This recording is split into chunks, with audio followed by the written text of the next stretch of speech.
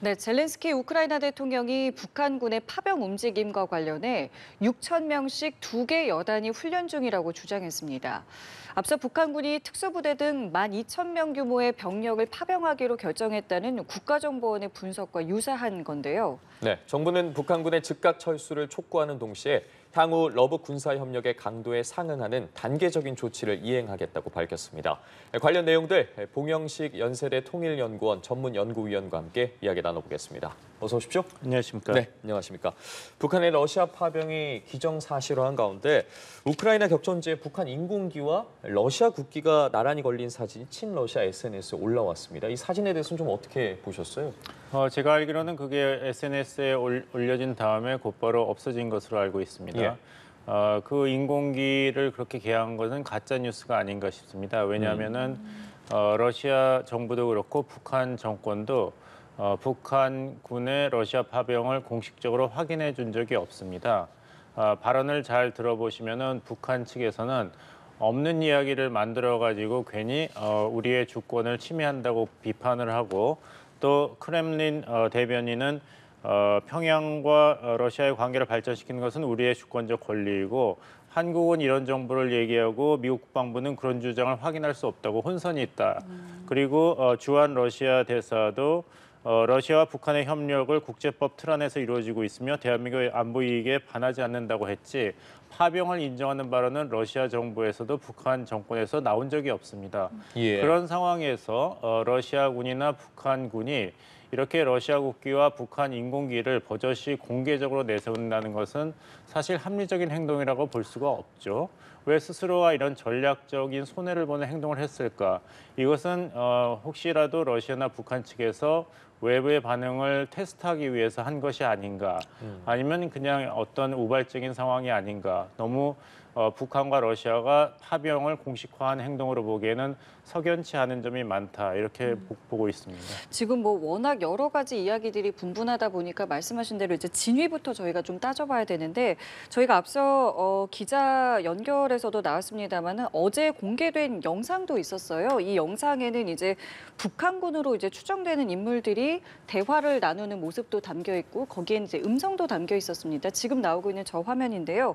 저 부분에 대해서는 어떻게 그럼 보셨습니까? 이제 북한군이 그 우크라이나 전쟁의 그 전방에 그 파견된 것을 목격했다는 것은 그 러시아 군인들이 증언을 한 것이 있습니다. 그러니까 한번 생각해 보세요. 이제 북한이 러시아에 대해서는 대규모 군수 지원을 한 건 사실이지 않습니까? 그것은 이제 공식적으로 인정이 된 것이고 일설에 따르면은 약 포탄 800만 발 그리고 단거리 미사일 다종을 제공했다고 하는데 이렇게 군수 지원을 하고 그것이 모두 북한말로 돼 있는데 북한산 제품인데 그것의 소위 그 유지라든지 정비 그다음에 사용 방법을 가르쳐 주는 것에 북한군이 개입을 하지 않았다고 믿을 수는 없죠. 무기가 갔으면은 그것을 러시아군이 제대로 전장에서 사용할 수 있는데 북한군이 실질적으로 도움을 주기 위해서 북한군 소수가 이미 파병됐을 것은 이제 기정사실화해야겠죠.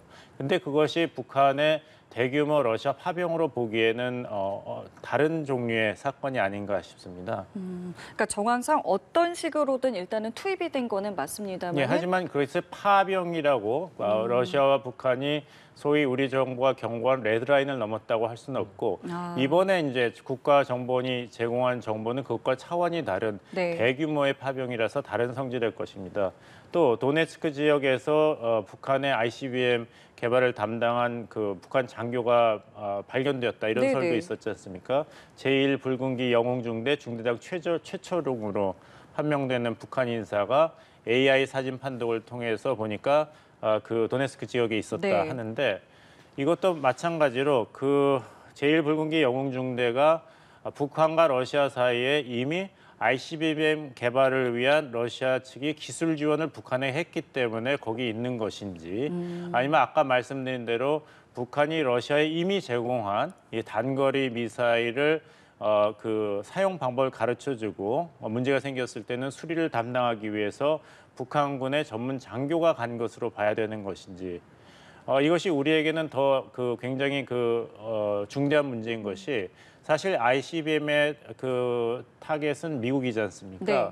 근데 이제 북한의 이제 단거리, 중거리 미사일 KN-23이라든지 이런 것은 대한민국 공격용입니다. 그것을 북한군 장교가 우크라이나 전장에서 실질적으로 사용되는 것을 관리, 감독, 지원하고 거기에 대해서 굉장히 북한군이 앞으로 그것을 정교하게 만드는 유용한 데이터를 계속 축적했다는 것은 한국 안보에서 본다면 굉장히 중대한 위협이라고 볼 수 있지만 과연 러시아가 북한에 대해서 우리 정부가 경고한 레드라인, 북한이 그 핵무기 완성을 이룰 수 있는 기술 지원을 했는가 안 했는가는 또 다른 차원의 고려 사항입니다.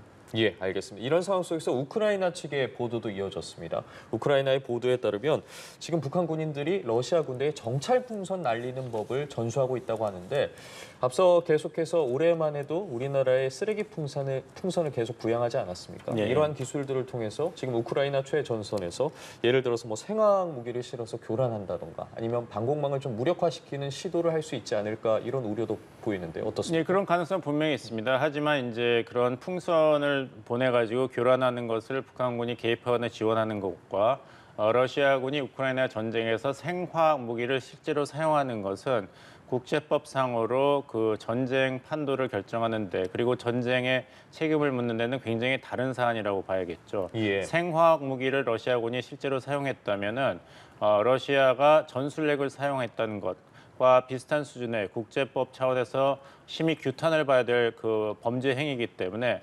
러시아와 우크라이나 전쟁에 대한 이제 서방 국가의 지원이라는 참전의 그런 결정에도 큰 영향을 미칠 것입니다. 과연 북한군의 정찰풍선 노하우 전수가 사실인지 사실이더라도 정말 생화학 무기의 전면적인 동원을 도운 것이라는 것인지 거기에 대해서는 좀 더 구분을 할 수 있는 정확한 정보 분석이 먼저 선행되어야 합니다. 예. 자, 그렇다면 북한이 왜 이렇게 러시아에 지금 어떤 형태로든 뭐 투입을 왜 하고 있는가를 살펴보면 젤렌스키 대통령은 이런 이야기를 했습니다. 북한이 러시아를 지원하는 이유는 돈 때문이다. 그리고 주 유엔 영국 대사 같은 경우는 러시아가 앞으로 북한에 점점 더 의존할 수 있게 되고 북한은 러시아에 더 많은 대가를 요구할 것이다 라고 이야기를 했습니다. 지금 북한과 러시아를 봤을 때 지금 서로가 필요한 상황인 것인지 아니면은 조금 이 주 유엔 대사가 말한 것처럼 러시아가 지금 더 북한이 필요한 상황인지 어떻게 좀 봐야겠습니까? 네, 정확하게 말씀하셨습니다. 양쪽이 예상치 못하게 정말 그 국가 존립 차원에서 어려운 상황을 맞았기 때문에 러시아는 갑자기 북한이 절실히 필요하게 되었고 북한도 러시아와 손잡을 이유가 절실하게 생긴 것입니다. 우크라이나 전쟁이 언제 시작되었죠? 2022년 2월이었습니다. 러시아의 첫 생각은 단기간에 승리를 거둘 것이라고 우크라이나 수도 키우에 전격적으로 진격해서 전쟁을 일찍 종식시킬 것이라고 자신이 있었습니다. 근데 러시아 푸틴 정부가 예상하지 못한 것은 그 우크라이나군의 효과적인 항전이었죠. 거기에는 미국을 비롯한 나토 회원국들의 적극적인 지원이 있었습니다. 그러니까 나토는 지금 우크라이나 전쟁에서 우크라이나를 지원하는데 우크라이나가 패배하지 않는 것, 그것을 방지하는 지원을 하되 이게 전쟁이 너무 확전이 되어서 러시아가 전술핵을 사용하는 아니면은 다른 지역으로까지 확전이 되는 것까지는 경계하는 제한적인 지원을 하고 있습니다. 근데 우크라이나 젤렌스키 정부에서는 지금 사실 더 대규모의 지원이 절실한 것이죠. 그래서 그 중간 단계를 유지하면서 러시아가 우크라이나에게 승리하는 걸 막는 것이 미국과 나토 회원국들의 우크라이나 지원의 핵심입니다. 그래서 여기에 대해서는 이제 미국을 포함해서 나토 사무총장도 북한이 러시아에 대해서 대규모 파병을 했다는 정보, 사실이라면 큰 우려다. 하지만 확인해 줄 수 없다는 입장을 고수하는 것도 이것을 인정하게 되고 또 적극적으로 여기에 대한 대응 조치를 취하게 된다면은 이 우크라이나 전쟁이 세계 전쟁으로 확대될 그런 위험성도 배제할 수가 없기 때문에 한국과 보조를 맞춰서 절제된 단계적인 대응을 하기 위한 준비를 하고 있는 것입니다.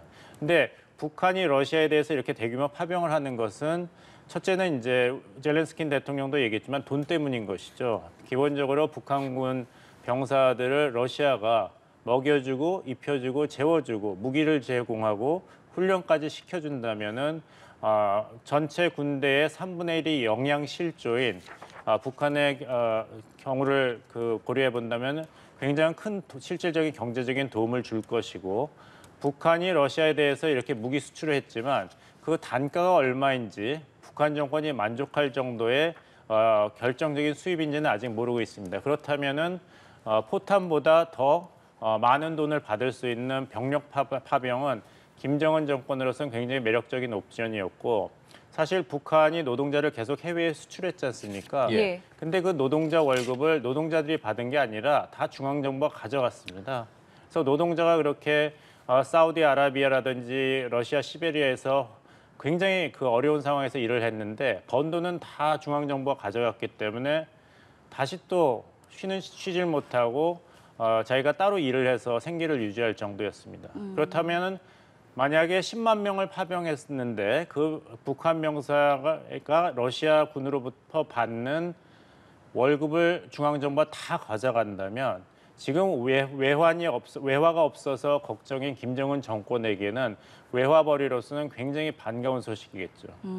자, 그렇기 때문에 조금 전에 말씀하신 것처럼 젤렌스키 대통령 같은 경우에는 이 이야기를 계속 언급하면서 도움을 요청하고 있는 것이지만 나토와 미국 등 이제 서방 세력 같은 경우에는 확전을 막기 위해서 우리나라와 보조를 맞추는 이 절제된 표현을 지금 계속 하고 있다라고 맞습니다. 조금 전에 말씀을 해주셨는데, 근데 이제 미 대선이 2주 앞으로 다가왔잖아요. 근데 지금 하루가 멀다 하고 여러 가지 정황 증거들이, 물론 진위는 파악해야겠습니다만은 여러 정황 증거들이 나오고 있는데 2주까지, 그러니까 앞으로 대선 이후까지 계속 이렇게 절제된 표현만으로도 이제 이것을 좀 잠재울 수 있다라고 볼 수 있으신가요?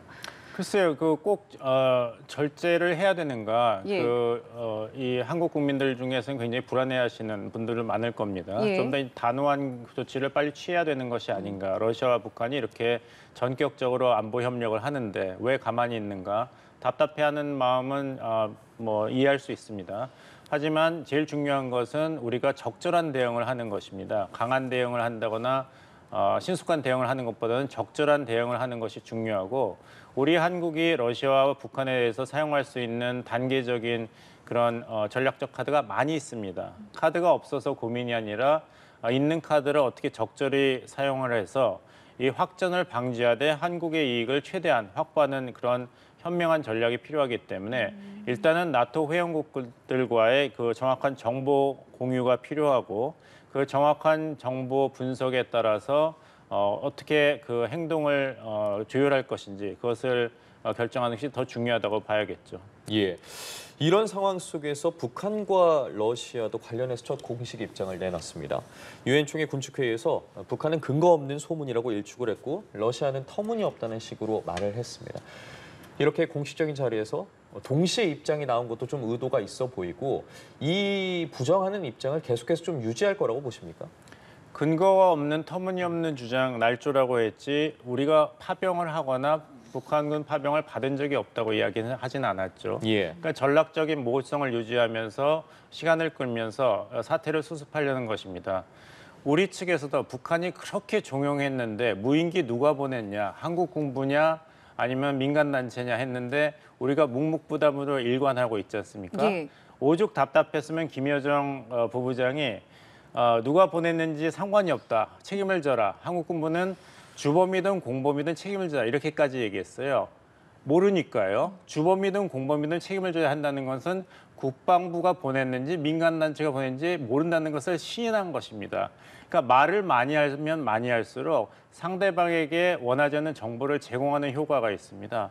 그래서 국민 여러분들께서는 답답하시겠지만 우리 정부와 국방부가 말을 아끼는 것이 상대방에게 의도하지 않게 도움을 주는 것을 막기 위해서거든요. 마찬가지로 이제 북한과 러시아도 파병을 했다 안 했다. 나중에 몰리면은 파병을 했다, 파병을 받았다. 하지만 이것은 우리의 주권적인 권리고 국제법상으로 아무 문제가 없고 한국 안보에도 침해가 전혀 없기 때문에 걱정할 것이 없다는 수사 단계로 옮겨가겠죠. 그 전까지는 과연 북한군이 러시아에 어떻게 갔으며 어떤 목적으로 갔으며 앞으로 어떤 역할을 할지를 보고 정말 러시아와 북한이 레드라인을 넘었는지 그다음에 레드라인도 하나만 있는 게 아니지 않습니까? 예. 하나 넘을 때마다 거기에 상응하는 그래서 러시아가 북한군 파병을 받아들이면 이익이 아니라 오히려 손해가 더 나는 식으로 상황을 계속 우리 주도하에서 전개한다면 러시아 입장에서도 급해서 북한군 파병을 받았지만 결국에는 여러 가지로 우크라이나 전쟁 승리를 하기 위해서는 더 어려워진다는 판단이 있으면은 북한군을 돌려보낼 확률이 더 높은 것이죠. 이런 식으로 예. 우리가 가지고 있는 전략 자산을 현명하게 단계적으로 적절히 사용해서 러시아가 급해서 북한군 지원을 받았지만 결국에 가서는 우크라이나 전쟁에서 전세가 더 불리해지기 때문에 오히려 북한과의 이런 관계를 축소하거나 절연하는 식으로 몰아가는 것이 중요합니다. 자, 그렇다면 어제 우리 정부가 내놓은 입장을 어떻게 봐야 되는지도 궁금한 것이 일단은 북한군의 철수를 촉구했습니다. 그러면서 앞으로 이 협력의 강도에 따라서 우리도 단계적인 조치를 이행하겠다. 상황에 따라서는 공격용 무기까지도 지원할 수 있다라고 했는데 이 내용은 어떻게 봐야 되는 겁니까? 이제 한국이 러시아에 대해서 다시 한번 그 레드라인이 어디 설정되어 있는 것을 분명히 밝힌 것입니다. 러시아는 우리 측의 레드라인을 밝혔죠. 한국이 우크라이나에 대해서 대량 살상 무기, 공격형 무기를 제공하거나 병력을 파견하면은 그것은 한국이 레드라인을 넘은 것으로 러시아에 대해서 실질적인 선전포고를 한 것으로 간주해서 러시아도 북한에 대해서 ICBM 기술과 핵 미사일 기술을 핵탄두 기술을 완성할 수 있는 기술 제공을 하겠다 이렇게 얘기를 했어요. 그러니까 서로 이렇게 레드라인을 고집하면서 신중하게 대치하는 상황이라고 보시면 되겠습니다. 그래서 공격형 무기 제공은 마지막 레드라인이고 그 앞에서도 우리가 우크라이나에 대해서 인도주의적인 지원뿐만 아니라 방어용 무기 제공이라든지 뭐 드론 제밍건이라든지 천궁 이런 방공 체계를 도와주는 예. 첫 단계 대응 방법도 분명히 있습니다. 예, 지금 앞서 ICBM 관련한 이야기 해주셨잖아요. 김정은 북한 국무위원장이 ICBM 이 미사일 기지를 시찰을 했습니다. 미 대선이 2주 남았고 이 시기에 ICBM 미사일 기지, 미 본토를 직접 타격할 수 있는 게 ICBM이지 않겠습니까? 의도적이라고 봐야겠죠. 의도적이라고 봐야겠죠. 예. 아까 말씀드린 대로 ICBM은 타겟이 미국이죠. 한국, 일본, 주일미군, 주한미군 타겟하는 것은 KN 시리즈 단거리, 중거리 미사일입니다. 그래서 ICBM을 이렇게 다시 또 보여줬다는 것은 지난번에 왜 우라늄 농축 시설을 공개했지 않습니까? 예. 그런 식으로 미국에 대해서 메시지를 보내고 있는 것이죠. 핵무장한 북한을 잊지 말아라. 대선이 끝나고 나서는 빅딜을 하든지 아니면 북한의 핵 위협을 실질적으로 직면하게 될 것이라는 그런 이미지 외교를 하는 것으로 보셔야 됩니다. 알겠습니다. 저희 오늘 말씀은 여기까지 함께하겠습니다. 지금까지 봉영식 연세대 통일연구원 전문연구위원과 함께했습니다. 말씀 감사합니다. 고맙습니다.